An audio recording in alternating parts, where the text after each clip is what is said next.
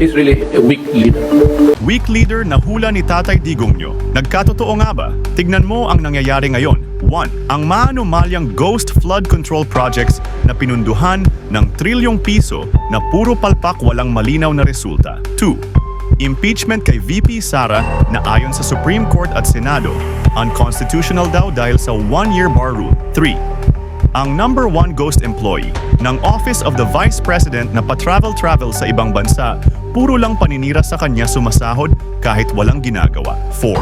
Dagdag pa ang Sandigan Bayan, ang pag-akwit sa mag-amang Binay sa kasong korupsyon. 5. Ang pagbuwag sa Presidential Anti-Corruption Commission o PACC na lalong dumami ang korupsyon sa gobyerno.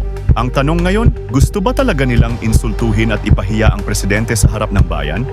At ang hatol ng Supreme Court, Senado at Sandigan Bayan, talagang wala bang takot sa kanya? O baka naman, mas takot sila sa mga Duterte kaysa sa Pangulo mismo? Kung ganito ang sitwasyon, hindi ang tanong na kung weak leader siya. Ang mahalagang tanong ng taong bayan, kung gaano pa katagal magtitiis ang bayan sa ganid, mga kurap at mga kasabwat. Kaya PBBM, gapang takutin mo rin sila, hostage their dreams gaya ni Digongyo.